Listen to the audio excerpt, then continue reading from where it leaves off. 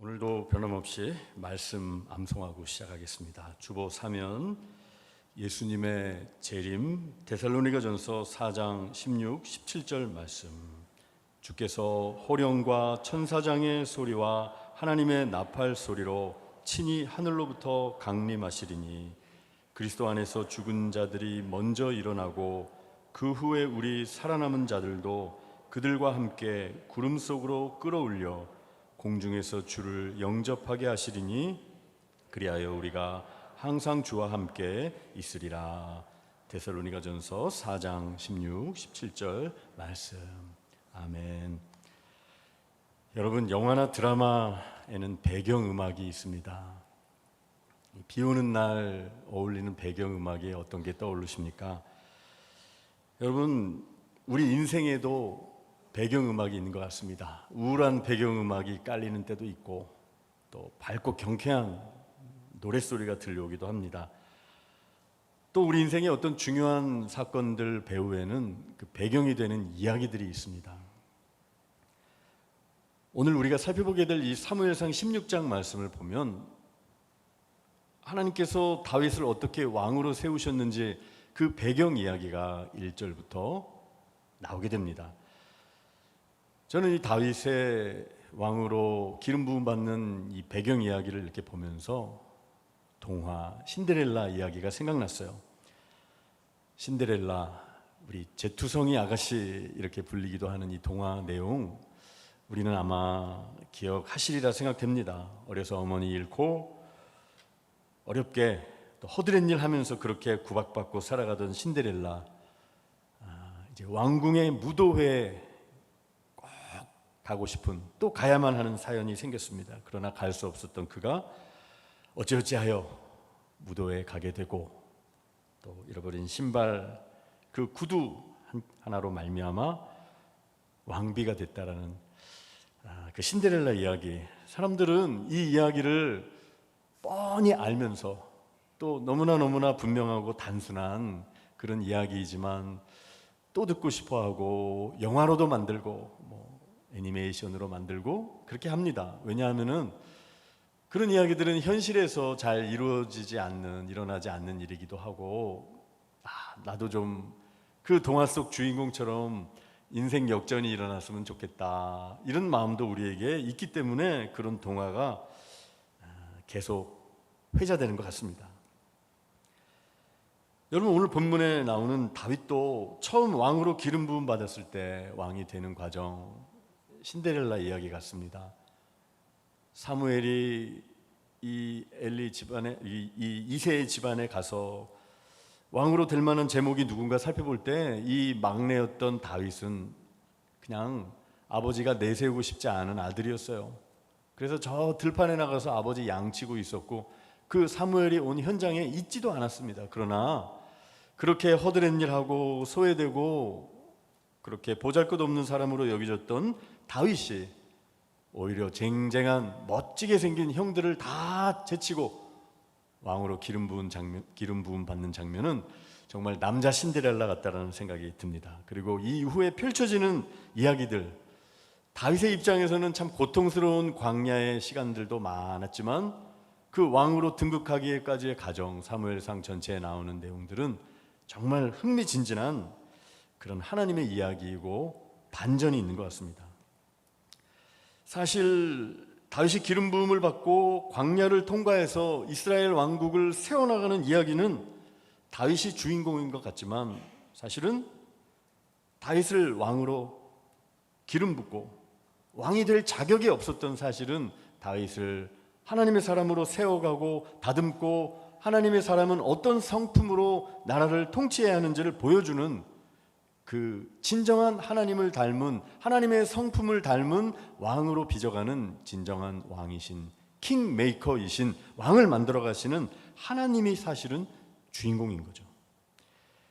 여러분, 사무엘이 다윗을 기름 부었는데 사무엘의 어머니의 그 기쁨에 찬 찬양과 기도를 우리는 알고 있습니다.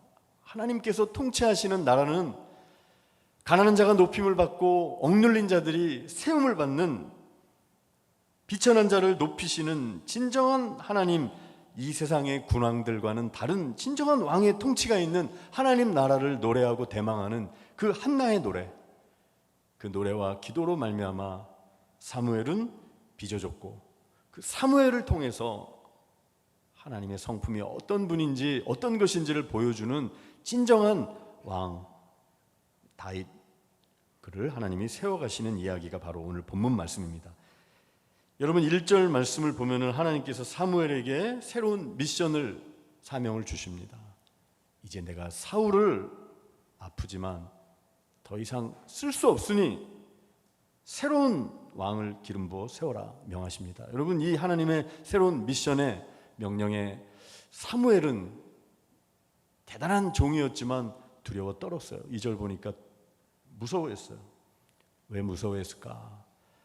사울 왕이 두 눈을 부릅뜨고 지금 보고 있는 거예요. 자기에게 당신은 이제 끝입니다라는 이별 통보를 했던 사무엘의 행보를 예의주시하고 있었기 때문에, 어디로 가서 누구네 집에 가서 누구를 기름 부었다라는 소문이 사울에게 들어가지 않을 리 없었고, 그렇기 때문에 사무엘은 2절 말씀에 보면 사울이 들으면 나를 죽이리이다 이렇게 두려워서 이야기하고 있습니다. 그랬더니 하나님께서 걱정하지 말아라, 저 베들레헴 골짜기에 이새라는 사람의 집으로 가는데 여호와께 제사 드리러 왔다 이렇게 말하면 된다. 이제 그렇게 하면서 보냅니다. 자, 그래서 그가 그 이후에 베들레헴 사람 이새의 집에 가서 그 다음에 이어지는 오늘 16장 본문 말씀, 우리가 읽은 부분 앞부분에 나오는 내용들은 우리가 어느 정도 알고 있는 이야기입니다. 7명의 다윗의 준수한 형들을 다 제치고, 엘리압으로부터 시작해서 왕이 될 만한 사람 같다라고 사무엘도 생각했을 정도의 그 형들을 다 제치고, 아버지가 다윗을 정말 추천하고 싶었으면 무슨 수를 써더라도 데려왔을 텐데 걔는 아예 없는 셈 치세요 이렇게 말할 정도로 주목받지 못했던 다윗, 그를 하나님께서는 기름 부어라 라고 말씀하셨습니다. 여러분 우리는 먼저 여기서 한 가지 질문을 해봐야 하는 것이죠. 하나님께서 다윗을 기름 부어 세우신, 택하신 이유가 무엇이었을까? 여러분 한번 생각해 보실 수 있겠습니까? 우리가 이렇게 접근할 수 있어요. 사실 오늘 본문 18절에 나온 것처럼 다윗이 용기 있고 싸움도 잘하고 구변이 준수하고 악기도 잘 연주하고 영성도 깊고 뭔가 좀 용모도 준수하였기 때문에, 용기가 있었기 때문에, 성실하였기 때문에 하나님께서 그를 왕으로 기름 부었다. 이렇게 생각하는 것, 여러분 어떻게 생각하십니까? 그러나 만약에 우리가 그런 관점으로, 그것이 아주 틀린 것은 아니죠. 그러나 그런 관점으로 구약을 전부 읽다 보면 우리는 나도 다윗 같은 마음을 품어야 되겠다. 다윗처럼 살아야지. 하나님의 마음에 합한 사람이 돼야지. 여러분 그러나 복음은 그보다 더 깊고, 복음은 그보다 더 우리를 자유롭게 하는 것입니다. 여러분 우리가 이 다윗을 기름 부어 왕으로 세우신 하나님의 마음을 생각할 때 우리가 생각할 것은, 다윗은 가장 왕이 될 확률이 적었던 이새의 아들들 중에 하나였다는 사실에 주목을 해야 합니다. 여러분 하나님께서 하나님의 사람들을 세우셔서 일하시는 방식은 구약의 족장들의 역사를 봐도 그래요. 아브라함, 이삭, 야곱, 그들의 부인들은 한결같이 약속의 후손을 이어가기에 너무나 어려운 미약한 여인들이었고, 그들의 가정은 너무나 불화가 있었고, 형제들 간의 불화와 다툼, 역기능적인 가정이 바로 믿음의 조상들의 가정이었어요. 사실 현실적으로 들여다보면. 그러나 하나님은 장남보다는, 장자의 권리를 가진, 확실한 권리를 가진 사람들보다는 뭔가 연약한 자, 자견 미달처럼 보이는 자들, 부족해 보이는 자들을 들어서 사용하시는 것이 하나님이 인재 채용의 방식이다라는 것을 우리는 살펴볼 수 있는 것입니다. 다윗은 다른 형들에 비해서 실제로 부족했어요. 왕이 되기에 이세 아들, 여덟 아들 중에서 가장 조건을 갖추지 못한 사람이었습니다. 우리가 전통적으로 성경을 이렇게 보는 방식과 조금 다를 수 있어요. 그러나 우리는 구약을 읽을 때 끊임없이 여기에서부터 출발해야 돼요. 조금이라도 우리에게 가능성이 있어 보이는 곳에서 출발하면 안 되는 것이죠. 미약하고 연약한 자들을 통해서 역사하시는 하나님. 자, 오늘 본문 말씀을 보니까 이제 13절 말씀을 보니까 사무엘이 기름 뿔병을 가져다가 이제 기름을 부었습니다. 여러분, 그랬더니 어떤 일이 일어났다라고 13절 하반절에 말씀합니까? 같이 한번 이날 이후로 한번 읽겠습니다. 시작. 이날 이후로 다윗이 여호와의 영에게 크게 감동되니라. 사무엘이 떠나서 라마로 가니라. 여러분, 기름을 부었다라는 것, 왕 제사장 선지자에게 기름을 붓는데, 기름을 부었다라는 것은 하나님께로부터 오늘 설교의 제목처럼 소명, 부름을 받고 과제를 받았다라는 뜻이에요. 숙제를 받았다는 거예요. 인생의 과제. 저와 여러분에게 하나님께서 다 인생의 사명과 숙제를 주셨어요. 할 일을 받는다라는 뜻이죠. 그래서 내가 이 일을 너에게 맡길 테니 잘 감당하여라. 그리고 내가 그것을 감당할 힘도 주겠다. 그것이 기름 부은다는 뜻이에요. 여러분, 그런데 다윗이 기름 부음을 받은 다음에 일어난 변화가 무엇이었습니까? 오늘 13절 하반절을 보면은 그가 여호와의 영이 그에게 크게 감동하였다. 이렇게 말씀하고 있어요. 하나님의 임재, 하나님이 함께 하신 거였어요. 여러분, 겉으로 들여다보면은 달라진 게 없어요. 관찰하면 하나님의 영이 임한 것이 이렇게 눈으로 확 보이는 것은 아니잖아요. 그리고 다윗이 왕으로 기름 부음을 받고 나서 하나님의 영이 함께하고 나서 그 다음날 어떤 일이 벌어졌을까요? 갑자기 짠 하고 그가 왕위에 등극한 것은 아니에요. 여전히 그는 양을 쳤어요. 양을 쳤고 형들은 여전히 그를 무시했어요. 17장에서 나와 있는데 사무엘 선지자가 와가지고 뭐 너한테 그렇게 신탁의 말씀, 너가 왕이 될 것이다 이렇게 얘기했지만 그분이 지금 약간 흐려지셨어. 끝판에 가셔서 그런 거 아니야. 그러면서 형들은 다윗을 아마 그렇게 얘기한 것 같아요.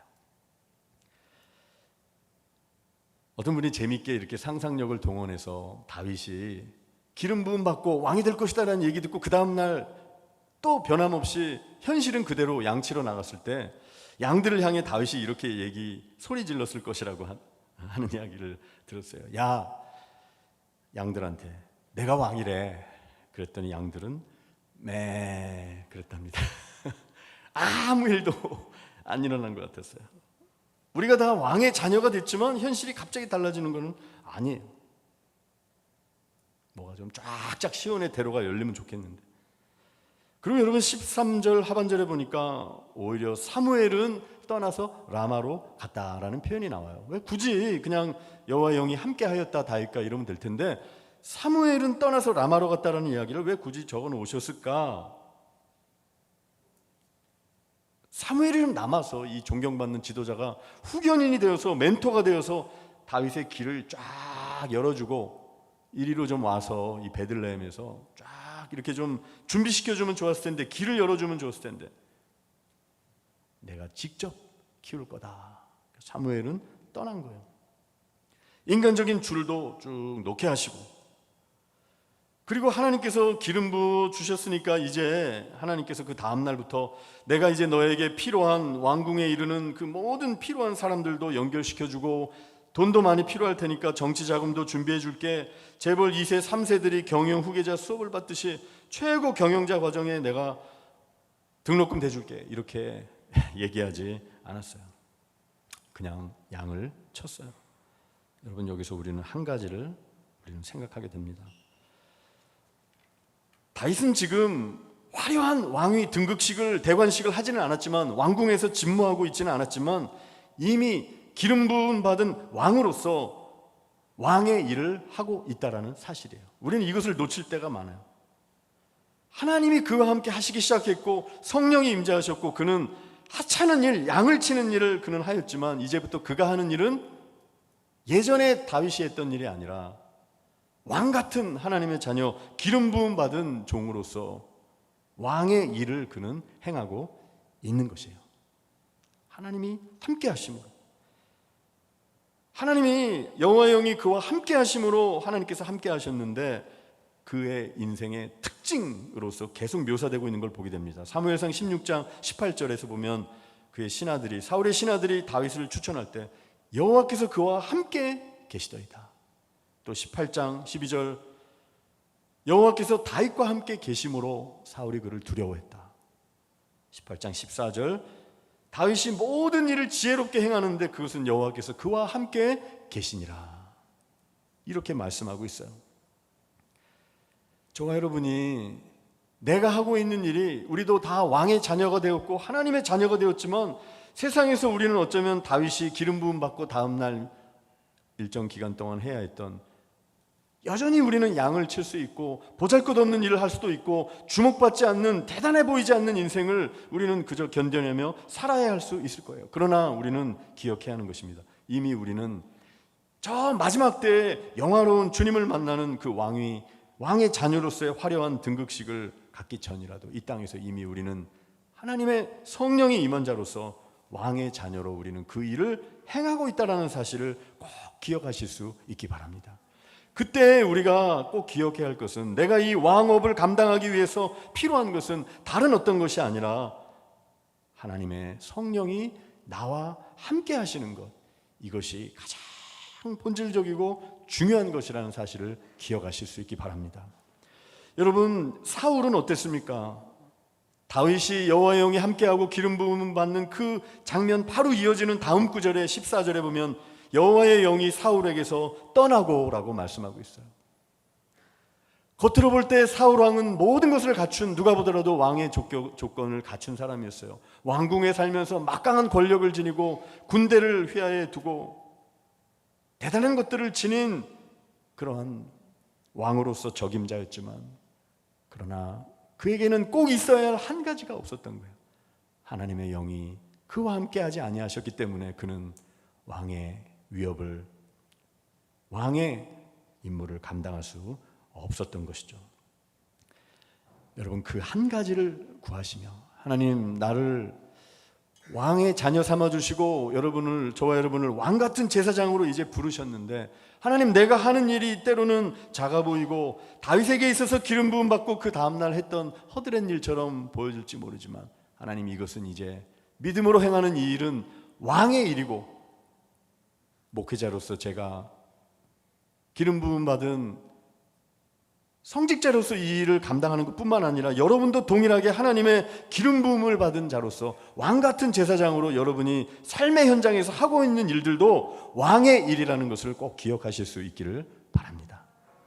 아무도 알아주지 않아도 하나님은 너는 내가 기름 부은 왕같은 제사장이다 말씀하시는 주님의 음성을 날마다 들으실 수 있기를 소망합니다. 여러분, 이 성령의 임재를 구할 때 우리가 이 의식을 갖게 되는 거예요. 내가 세상에 말하는 내가 아니구나. 내가 얼마나 존귀한 자라는 것을 성령의 임재 가운데 영안이 열리게 될 때, 하나님을 바라보게 될 때 이 삶이 열리게 되는 것이죠. 여러분, 이 성령의 임재가 있고 나서 하나님께서 다윗을 아주 세밀하게 인도해 가시는 것을 보게 되는데, 오늘 본문에 성령의 임재가 있고 나서 그에게 하나님께서 예배하신 다음 단계는 무엇이었습니까? 왕궁으로 부르셨어요. 사울 왕궁으로 부르셨는데 전혀 생각할 수 없는 그런 계기와 방식으로 부르셨어요. 어떤 일이 있었습니까? 14절에 보니까 여호와의 영이 사울에게서 떠나고 하나님께서 부리시는 악령이 그를 번뇌하게 하였다 그랬어요. 그의 영혼이 성령의 임재가 다 떠나고 마음이 피폐하게 되고 영적으로 가장 피폐한 그런 상태에 들어간 거예요. 그래서 주변의 신하들이 사울의 영혼을 잘 치유해 줄 수 있는 그런 하나님의 신의 감동이 된, 말하자면 영적 음악 치료사를 사울 왕에게 추천해요. 저기 베들레헴에 내가 아는 이새의 집에 그 다윗이 아주 영감 있게 하나님이 그와 함께 하시더이다 라고 하면서 추천하니까 사울이 한번 와봐라. 그래서 여차여차 해가지고 사울의 마음에 꼭 들게 됐어요. 사울이 그래서 너무너무 그를 사랑했다라고 21절에 크게 사랑했다. 그래서 막 무기 드는 자로 승진도 시켜주고. 자, 그런데 이 다윗이 왕궁으로 부름받았을 때 우리는 막 축배를 들고 막 그 집안에서 그럴 만한 일은 아니었어요. 뭐 청와대에 무슨 수석으로 들어간 그런 입장이 아니라 사무엘상 17장 15절에서도 볼 수 있듯이 다윗이 이 파트타임으로 그냥 이렇게 사울이 제정신을 쭉 잃어버릴 때 일하다가 또 멀쩡하면은 베들레헴 집에 가서 양을 치면서 보냈다라고 17장 15절에서 나와요. 왕래하면서 양을 계속 쳤다라는 거예요. 파트타임으로 일하고 있었어요. 자, 그가 근데 어떤 마음으로 사울을 섬겼냐면 23절 말씀이 그의 행적을 요약해 주는 말씀인데 한번 같이 읽겠습니다. 23절 마지막 절 시작. 하나님께서 부리시는 악령이 사울에게 이를 때 다윗이 수금을 들고 와서 손으로 탄즉 사울이 상쾌하여 나았고 악령이 그에게서 떠나더라. 아멘. 여러분, 다윗이 노래를 잘했기 때문에 수금을 잘 연주하는 실력이 있었기 때문에 악령이 떠났다라고 우리가 생각하는 것보다는 다윗이 하나님의 영이 그와 함께 하셨기 때문에 악령이 떠난 것이에요. 다윗은 아무것도 없었지만 그에게는 하나님의 영이 함께 하셨어요. 그래서 그가 있는 곳에 하나님의 함께 하심 그 임재가 드러났고, 그래서 사람들도 인정하게 되었고, 그가 노래하는 곳, 그가 있는 곳에 악령이 떠나가는 역사가 있게 되는 것이죠. 저 여러분이 다윗처럼 하나님, 내가 오늘도 평범한 일상이지만 성령의 임재를 구하면서 하나님, 내가 믿음으로 나에게 주어진 길을 묵묵히 견뎌내고 걸어가겠습니다라는 마음으로 나아갈 때 악한 영의 역사가 여러분의 삶의 현장에서 다 물러갈 줄 믿습니다. 여러분, 그 역사가 있는 것이에요.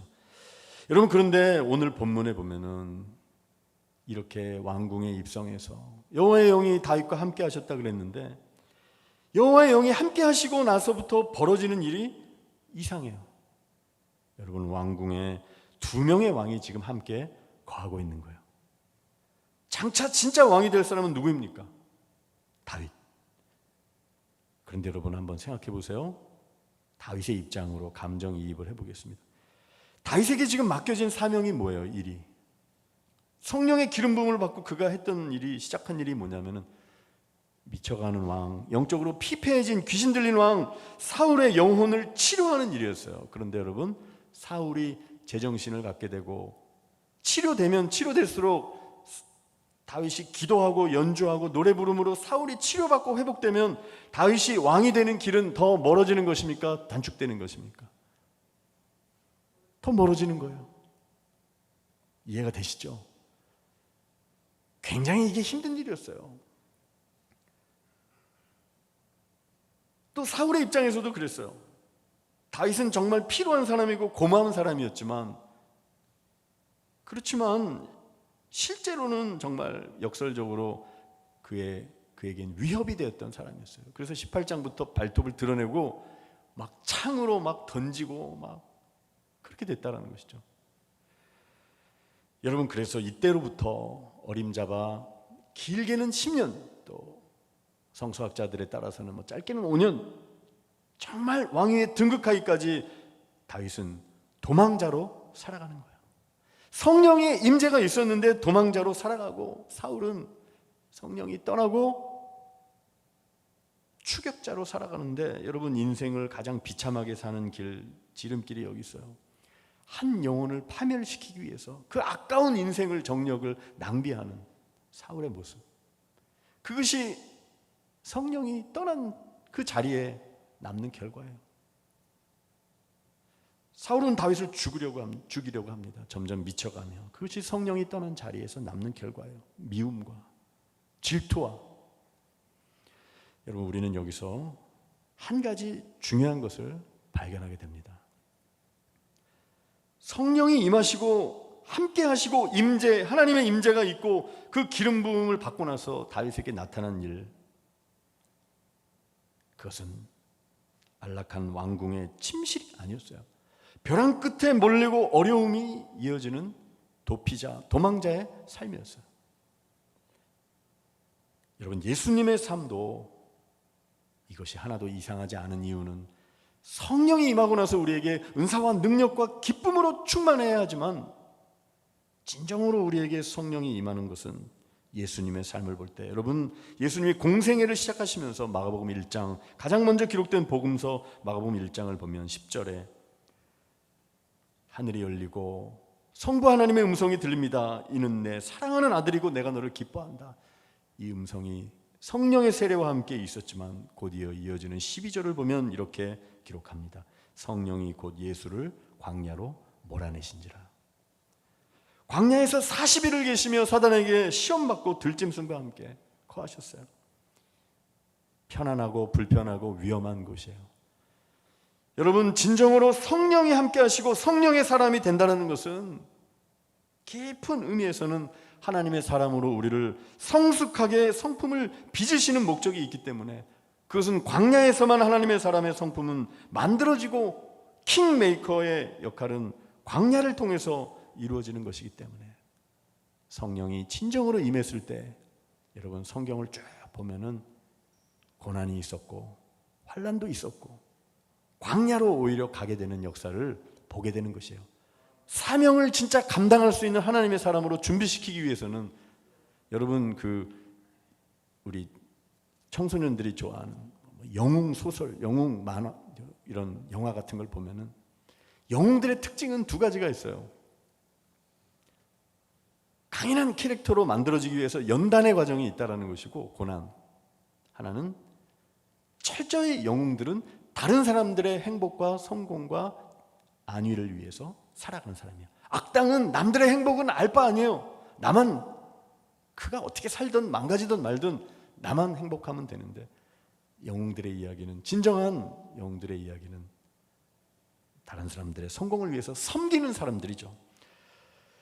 여러분, 진정한 왕의 성품으로 빚어가기 위해서 성령이 우리에게 임하셨을 때 하나님께서는 안락하고 편안한 길로만 인도하지 않아요. 그것만을 이야기하는 것은 성경이 말하는, 아니 반쪽도, 아니 3분의 1도 이해하고 있지 못하는 것이죠. 오늘 본문에서 하나님께서는 성령을 다윗에게 임하게 하시고 하나님이 늘 함께하게 하시고 사울 밑으로 부르셨어요. 이것이 여러분 다윗을 빚어가시는 과정이었어요. 사울 어떤 사람이었습니까? 여러분, 사울은 정말 부당한 권위자의 표본이에요.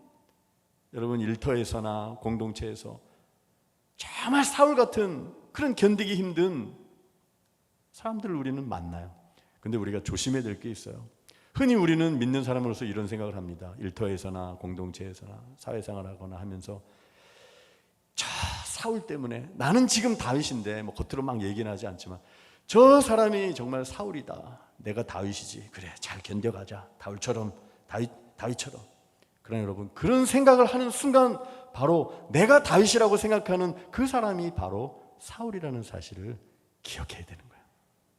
여러분, 그래서 사울 밑에 이렇게 두시면서 우리 우스갯소리로 그런 얘기하죠. 저 사람이 사울이고 내가 다윗이다. 그러면 우리는 스스로에게 이렇게 외쳐야 되는 거예요. 같이 한번 해보겠습니다. 내가 이제 다윗이고 저 사람이 사울이다라고 생각한 그 순간에 외쳐야 할 이야기가 있어요. 같이 해봅니다. 나도 만만치 않다. 그래서 다윗을 이런 과정 속에 두신 것은, 여러분, 진정한 왕이신 예수님이 섬기는 자로서 이 땅에 오셔서 살아가셨기 때문에, 예수 그리스도의 성품으로 결국 우리들은 빚어져야만 하는 것이죠. 하나님께서 저와 여러분을 왕의 자녀 삼으시고 왕 같은 제사장으로 부르세요. 그 하나님을 닮은 성품으로 빚어가시는데, 그러기 위해서 오늘 본문은 우리에게 증거하듯이 성령의 임재, 하나님의 영이 나와 함께 할 때, 그때 우리는 다윗에게 있어서 사울을 이런 방식으로 섬기는 것은 너무나 고통스러웠어요. 그러나 여러분 잘 생각해 보세요. 내키지 않은 그곳에서 고작 나에게 시켜지는 부여된 사명이 이건가? 미쳐가는 왕을 위해서, 그리고 내가 정말 기도함으로 그를 잘 섬기고 그의 치유를 위해서 악기를 연주하고 노래할 때, 그가 회복될 때 나는 왕이 늦게 되는 거예요. 그러나 여러분, 그때 우리가 기억해야 될 게 있습니다. 저와 여러분이 바로 그 과정, 우리가 누군가를, 나 자신의 욕망을 부인하고 내가 왕이 되고 싶은 마음을 내려놓고 누군가를 섬기고 왕 같은 제사장으로 세워나가는 그 순간, 바로 누군가를 섬기는 그 사람이 바로 진정한 하나님의 자녀, 왕의 자녀로 하나님이 빚어 주신다라는 사실이에요. 내가 그렇게 할 때, 다윗이 이런 마음으로 사울을 섬겼을 때, 그건 자기를 부인하는 과정이었어요. 그게 잘 되면 나는 안 되는 거니까. 그러나 하나님이 부여해 주신 명령을 성령의 임재로 감당하면서 나아갔을 때, 오히려 하나님께서는 사울을 왕으로 세우고자 했던 그의 영혼 다윗을 진정한 왕으로 빚어 주셨다라는 것입니다. 성도 여러분, 오늘 우리는 이 말씀을 기억하면서 우리의 삶에 적용하면서 몇 가지를 결론으로 생각하기 원합니다. 다윗이 기름 부음을 받은 후에 너는 왕이다라는 음성을 들었지만 그에게 달라진 것은 없었습니다. 똑같이 양을 치고 초라한 그 일을 감당해야만 했어요. 화려한 왕이 즉위식, 대관식을 치르기 전, 그러나 그가 기름 부음을 받고 하나님이 함께 하셨을 때 그 이후에 일어난 모든 일들은 하찮고 보잘것없어 보이는 일이라 할지라도 왕의 일이었다라는 사실을 꼭 우리는 기억해야 하는 것입니다. 저 여러분의 삶에도 마찬가지예요. 내가 지금 하고 있는 일, 아무도 알아주지 않더라도 내가 믿음으로 기도하면서 성령님 함께 해주시고 나를 자녀 삼아 주셨사오니 이제 내가 하는 이 모든 일들은 예수님과 함께 행하는 일이고, 이 일은 왕같은 자녀로서 왕같은 제사장으로 행하는 그 모든 놀라운 하나님의 일인 것을 믿습니다. 여러분, 이런 고백으로 일터에 하루하루의 일상을 힘겨운 일상이라 할지라도 대하실 수 있기 바랍니다. 그리고 또 한 가지, 내가 섬기기 어려운 다윗에게 있어서 사울을 섬기기 어려웠던 것처럼, 그러나 내가 그렇게 섬기기 위해 누군가를 하나님의 자녀 되기 위해 애쓰고 눈물을 흘리고 누군가를 왕의 자녀답게 살아갈 수 있도록 애쓰고 섬기고 돌보고 기도하고 말씀으로 먹이기 시작할 때, 하나님은 그 영혼을 세워가는 나 자신을 진정한 왕의 자녀로 빚어주신다는 사실을 우리는 기억해야 하는 것입니다. 그 일은 어떻게 가능합니까? 나와 함께 하시는 예수님을 바라봄으로 가능한 것이에요. 우리를 부인하고 우리 책의 제목처럼 나는 죽고 예수로 사는 사람이 될 때, 성령의 임재를 사모하며 하나님이 함께 하실 때 우리는 왕 되신 주님을 바라보고, 주님이 걸어가시는 곳에 우리가 함께 걸어가는 것이고, 주님의 손이 펼쳐지는 곳에 우리도 섬김의 손으로 함께 하는 것이고, 주님의 입술이 열리는 그곳에 우리의 입술도 함께 열리는, 그래서 다윗처럼 깨진 영혼, 상처난 영혼, 사울 같은 영혼들을 섬기고 하나님의 사람으로 만들어가려고 기도하고 애쓰고 나아가는 여러분을 통해 하나님은 영광 받으시고 여러분을 진정한 왕의 자녀로 빚어 가실 것입니다. 다윗처럼 이러한 노래를 부르실 수 있는, 도저히 노래할 수 없는 이곳에서 하나님을 노래하고 예배하고, 그러므로 말미암아 진정한 왕의 자녀로, 왕 같은 제사장으로 하나님께서 여러분을 빚어 가실 것입니다. 기도하겠습니다. 하나님 아버지, 우리를 왕의 자녀로 삼으시고 주님 우리에게 성령으로 임재하여 주시니 감사합니다.